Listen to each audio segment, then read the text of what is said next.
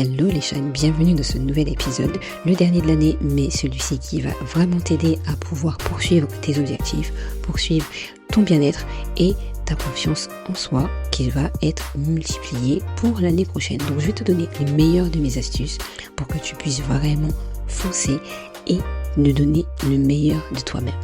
Alors, installe-toi confortablement sur ta chaise, sur ton canapé, ton lit avec ta petite boisson chaude et je t'invite à écouter cet épisode.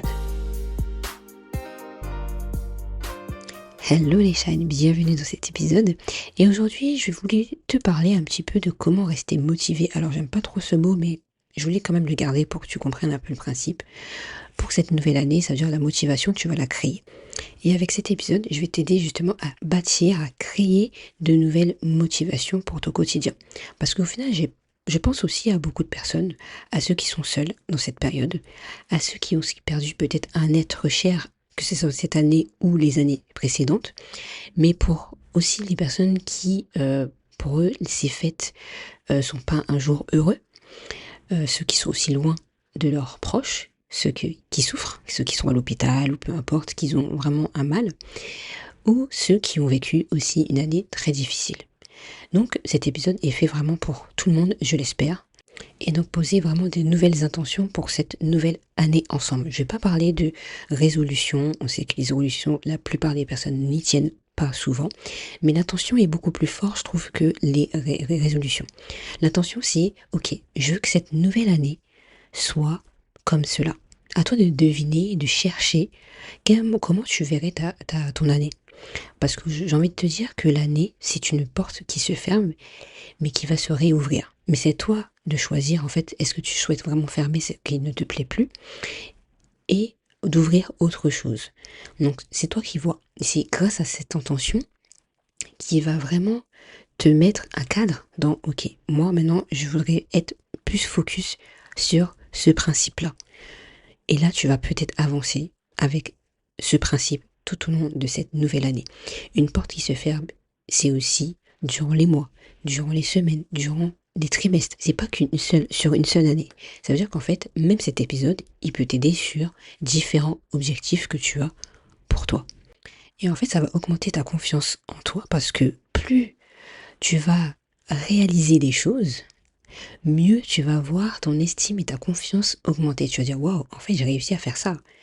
Moi qui pensais ne pas réussir, moi qui pensais que j'allais rester dans cet état pendant super longtemps, eh ben, j'ai quand même réussi à le faire. Et c'est pour ça qu'en fait, tu pourras aussi retrouver des trackers. Donc, c'est ce qui va te permettre de dire, est-ce que je l'ai fait ou pas? De le conscientiser et de le voir. Souvent, on va dire, oui, je l'ai fait, mais tu te rappelles même plus hier ou avant-hier, ou il y a 2 semaines, 3 semaines, 1 mois que tu l'as fait. Le fait d'avoir un tracker, tu vas cocher en disant, ouais, c'est bon, je l'ai fait, c'est réalisé, je peux passer à la suite. Et ça, moi, je trouve que c'est un outil qu'on devrait tous avoir un minimum pour justement savoir combien de fois tu l'as fait sur une semaine, sur un mois, et de dire qu'en fait, tu as tenu tes engagements. C'est pas évident de tenir ses propres engagements. Mais lorsque tu vas le dire à quelqu'un de confiance, tu vas te le dire à toi-même, tu dis, cette année, je tiens mes engagements. Je tiens un engagement. Même s'il est petit, minime et que personne ne le voit, au moins, tu vas pouvoir le tenir. Ça peut être des choses hyper simples avant d'aller faire le très très grand objectif. Mais tu vas voir que tu vas te dire en fait c'est faisable. Tu vas voir la différence entre ce que tu ne faisais pas et ce que tu fais aujourd'hui. Et ça, c'est vraiment un axe d'amélioration. Je dirais que nous, en tant qu'humains, nous avons tous un axe d'amélioration. C'est pas une erreur, c'est pas quelque chose qui devrait même nous frustrer lorsqu'on fait quelque chose de mal. Au contraire, c'est ok, j'ai moins bien fait ça, pourquoi? Qu'est-ce qui a fait que? Et en fait, je vais faire quoi pour l'améliorer? D'où le fait que le tracker, pour moi, est une bonne alternative.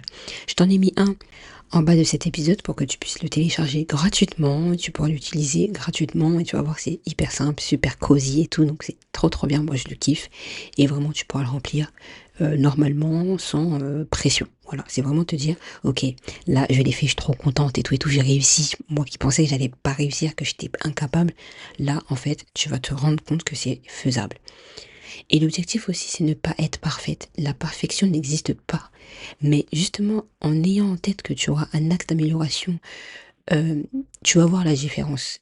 Et en gros, si tu connais le livre L'effet cumulé, je t'invite vraiment à le lire parce que c'est une pépite, tu vas accumuler justement le fait que tu vas réaliser tes objectifs, qu'ils soient petits ou grands.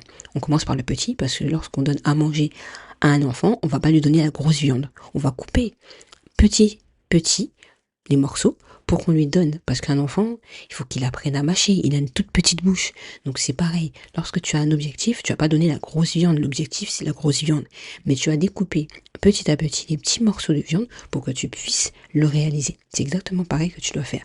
Donc l'effet cumulé, à force de mettre en place une habitude aujourd'hui, une deuxième habitude demain, un autre objectif, etc., tu vas accumuler justement tes réalisations. Ce qui va faire que tu vas atteindre tes objectifs, qu'ils soient minimes ou pas.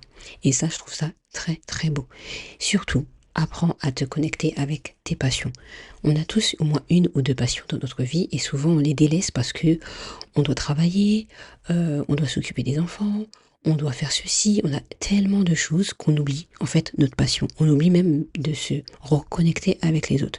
Je t'invite réellement aujourd'hui à prendre le temps de te dire mais qu'est-ce que j'aimais faire quand j'étais plus jeune, quand j'étais petit, le truc que j'adorais faire et que j'ai lâché. Et j'aimerais peut-être reprendre un petit peu cette activité juste pour me dire que j'aurai un petit temps rien que pour moi. Donc je t'invite vraiment à le faire. Ensuite, pour moi, il y a 9 meilleurs remèdes que j'ai repostés déjà sur l'Académie VME. Si tu connais pas, le lien, il se trouve juste en bas. Je t'ai fait un petit résumé aussi écrit pour que tu puisses avoir un petit peu toutes les informations. Là, je voulais te le dire aussi à l'oral parce que pour moi, c'est quand même important de se le dire à l'oral et que tu puisses l'entendre et que tu puisses sélectionner ce qui pourrait te paraître le mieux. C'est 9 pour moi remèdes qui m'aident moi dans mon quotidien et qui j'espère pourra t'aider pour que tu ailles mieux. Tu en choisis peut-être même un et puis par la suite tu en choisis plusieurs pour que tu puisses vraiment avancer. Le premier remède pour moi c'est le soleil. Le soleil, vraiment, ça aide. Alors parfois ça peut arriver, il n'y a pas de soleil, comment on fait? Il y a des lumières je me rappelle plus du nom, je te mettrai le lien de toute façon en bas de cet épisode pour que tu puisses aller les voir, que j'en ai une parfois quand il fait extrêmement gris et je supporte plus parce que j'ai l'impression d'être encore dans le mode allez va dormir, c'est bon, c'est l'heure de te reposer, or qu'il y a encore des tâches à faire, à réaliser. Tu mets cette petite lumière là au niveau de toi, pas loin de toi, ça va justement refléter la lumière du soleil. Franchement, c'est super bien et je kiffe. Attention, si par contre t'as des yeux, t'as des problèmes au niveau des yeux et tout, avec la lumière, évite. Voilà. Mais c'est une alternative s'il n'y a pas de soleil. S'il y a du soleil, au contraire, va te promener. Prends le temps, même s'il fait froid, en fait, le fait d'avoir le soleil euh, se poser sur ton visage va te faire beaucoup de bien. Ça va augmenter vraiment ton humeur. Ça va te rajouter beaucoup plus de vitamine D. On en a besoin, hein, voilà, pour vivre. Donc en fait, tout ça c'est naturel et c'est ce que j'aime beaucoup, c'est le soleil. Quand je vois le soleil, si tu me suis sur Insta, souvent quand je dis ouais, il y a le soleil, je dis oh, il y a un petit peu de soleil par là, je kiffe. Franchement, c'est voilà, c'est l'une des choses qui réchauffe le cœur même s'il fait froid. Ça réchauffe le cœur parce que ça fait toujours du bien de voir qu'il y a de la lumière, or que quand il fait tout le temps gris, c'est pas du tout évident, même si ça fait partie de la vie, mais en tout cas, ça nous fait beaucoup beaucoup de bien. Ensuite, l'une des choses qui est importante pour moi, c'est la gratitude. Alors la gratitude, j'ai eu beaucoup de temps pour comprendre ce que c'était la gratitude. Aujourd'hui, maintenant, je le comprends et ça m'aide beaucoup à avancer. En fait, c'est vraiment, ça va te permettre de te reconnecter à ce qui compte vraiment dans ta vie. Tu vas remercier les petites choses. Tu vas te remercier parce que tu as apprécié ce petit moment que tu as passé avec toi. Même si les autres vont pas remarquer ce moment-là, tu vas dire, ouais, mais j'aime trop ce petit moment, rien qu'avec moi. Parce que j'ai fait ceci, parce que j'ai fait cela, j'ai fait autre chose que ce que je faisais d'habitude et qui me bouffait. Ça peut être aussi, je suis reconnaissante parce que j'avais demandé ça pour Noël, par exemple, et aujourd'hui je l'ai. Donc franchement, de se dire que tu as demandé et que tu l'as reçu, c'est magnifique. Alors je parle de Noël, ça peut être tout plein de choses. Tu voulais acheter ceci, mais tu n'avais pas l'occasion de l'acheter parce que tu n'avais pas d'argent à ce moment-là, ou tu avais des difficultés, aujourd'hui tu l'as, tu peux te remercier pour ça. Tu peux regarder aussi autour de toi ce qu'il y a chez toi, dans ta chambre, voilà, ce que tu as en fait aujourd'hui, et j'ai dit, waouh, en fait j'ai ça, je me rends compte que j'ai ça. Il y a d'autres personnes qui n'ont pas. On vit quand même dans une période parfois un peu luxueuse, si je peux dire, parce qu'on a quand même pas mal d'outils qui nous permettent généralement et normalement nous faire du bien. Et parfois, on l'oublie tellement, on a tellement demandé, ouais, je veux ça, et dès qu'on l'a, on oublie. Mais là, en fait, tu peux remercier que tu aies cette chose que tu as tant demandé il y a des années. Certains vont chercher un appartement pendant des années et lorsqu'ils l'ont, ils vont dire, ah, enfin, je suis contente d'avoir cet appartement parce que ça fait des années, j'ai galéré, j'ai trimé et là, je peux me dire que je suis bien, j'ai un toit sous la tête pour pouvoir dormir et ça fait toujours du bien. Donc ça n'efface pas par contre les problèmes, mais par contre ça te permet d'avoir un peu de lumière à ce que tu as déjà autour de toi et te booster lorsque tu es plus dans ce mood en fait. Et ça je trouve que c'est beau et à savoir. La troisième, c'est faire des activités physiques régulières. Parce que déjà c'est un pilier. Pour moi c'est vraiment un pilier pour ton mental. Première chose, souvent on va dire que oui, ça fait mal et tout, mais c'est un réel pilier. Mentalement, tu vas devenir un peu plus fort. Ça va être vraiment bien pour pouvoir améliorer aussi ta concentration. Donc les tâches que tu vas réaliser, le fait que tu fasses du sport et que tu es obligé de forcer par moment pour pouvoir atteindre tes objectifs sportifs aussi, eh bien tu vas dire mais j'arrive à le faire à la salle ou que sais-je, et bien tu vas pouvoir avancer. Et c'est ça qui est beau.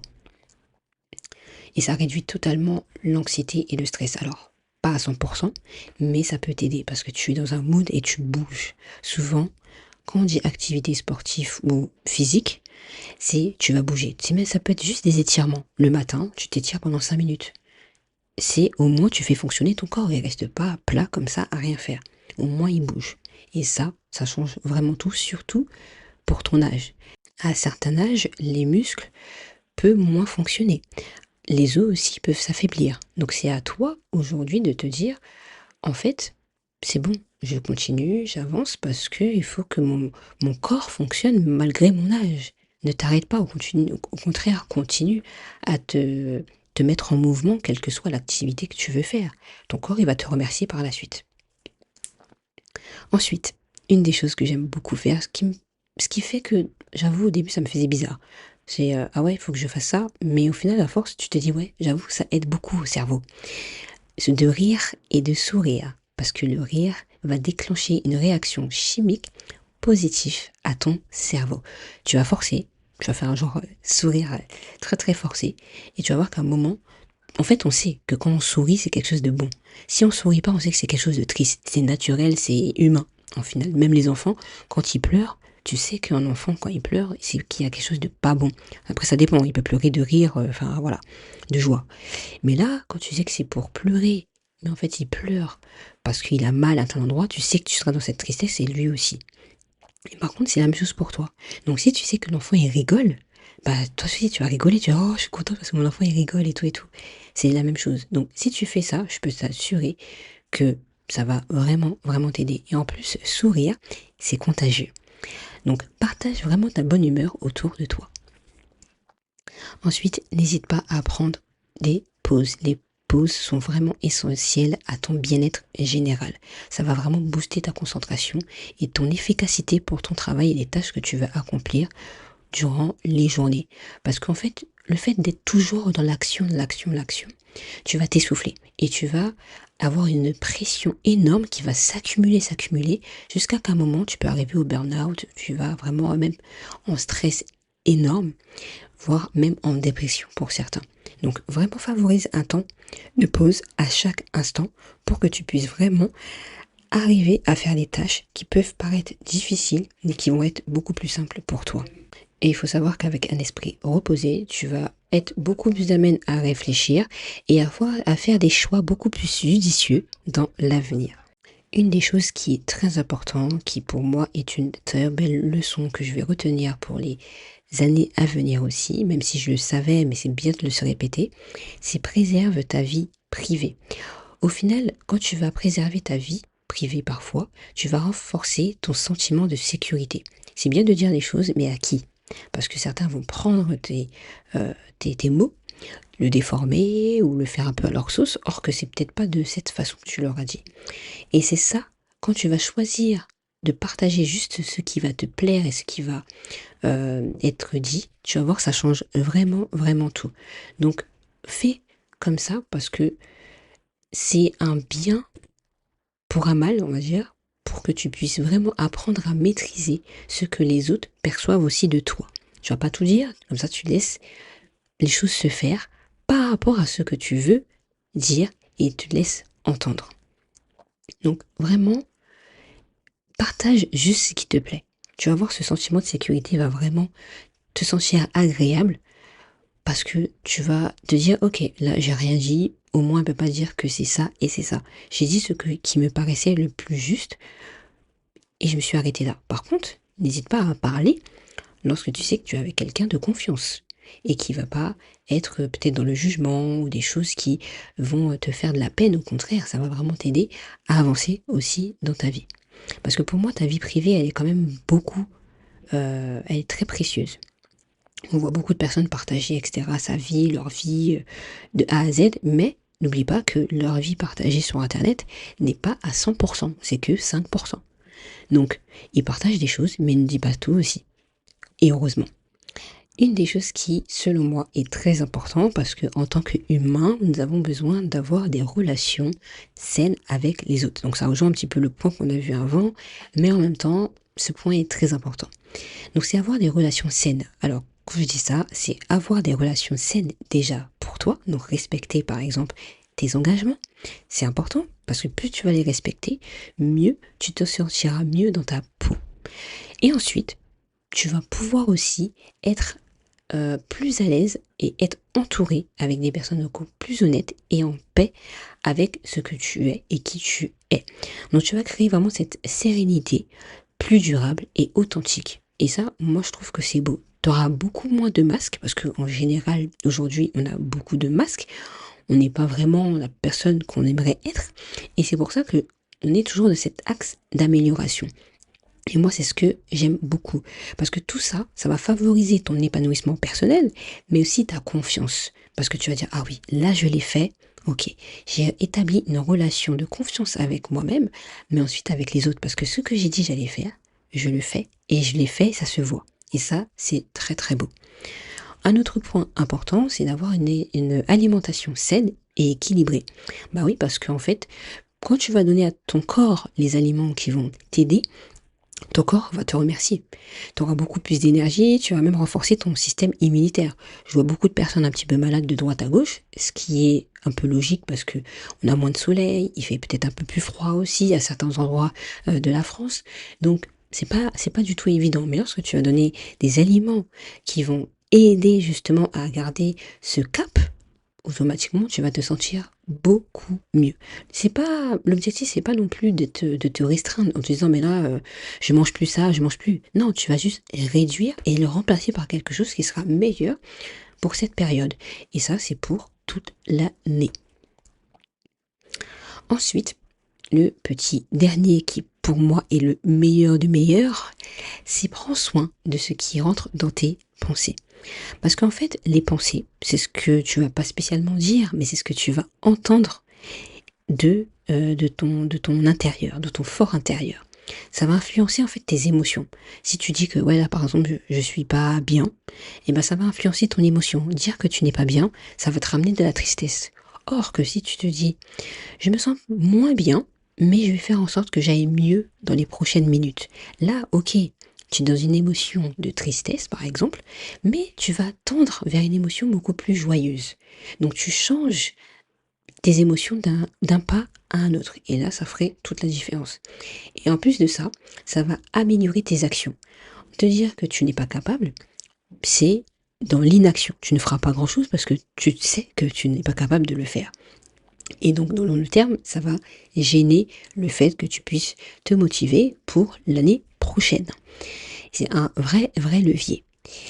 Et donc, quand tu vas te dire, ok, je vais quand même faire un petit pas, bah là, directement, tu changes ton attitude. Et tu vas voir quelque chose de beaucoup plus constructif dans les démarches que tu vas faire. Et tu vas donc aussi éviter en fait tout cet encombrement mental, parce qu'on s'encombre de pensées qui ne servent vraiment, vraiment à rien pour pouvoir avancer. Tu veux vraiment le faire, tu as l'intention de le faire, hein, mais tu te mets déjà des barrières. Ouais, mais de toute façon, c'est pas possible. Ouais, mais de toute façon, c'est trop dur. Ouais, mais de toute façon, il pleut. Ouais, mais de toute façon, le temps, il est mauvais. Tu vas t'inventer tout un truc pour ne pas agir. Or que tu te dis, ok, peut-être qu'il pleut, mais c'est quand même important que je puisse aller à la salle de sport. Peut-être qu'il fait pas spécialement bon, mais j'ai un objectif à tenir. Je vais faire du sport. Peut-être, ok, je vais peut-être pas à la salle de sport, mais au pire, tu trouves une vidéo et tu le fais et tu y vas. Donc ça ferait vraiment la différence. Et en fait, avoir de nouvelles pensées va te permettre d'être beaucoup plus forte et résilient face aux nouveaux défis qui vont intervenir dans ta vie. Les défis, on ne peut pas les changer. Il y aura toujours des défis plus difficiles que d'autres. Mais en faisant ces 9 points que je t'ai dit aujourd'hui, tu vas pouvoir enfin apprendre à te remotiver sereinement et avec douceur. Alors j'espère que cet épisode t'aura plu, je te fais de gros bisous, n'hésite pas à t'abonner sur le podcast Les Essentiels des Shan pour en savoir plus, pour que l'année prochaine on puisse encore grandir ensemble et évoluer. Et je te dis à très bientôt, passe de bonnes fêtes et gros bisous.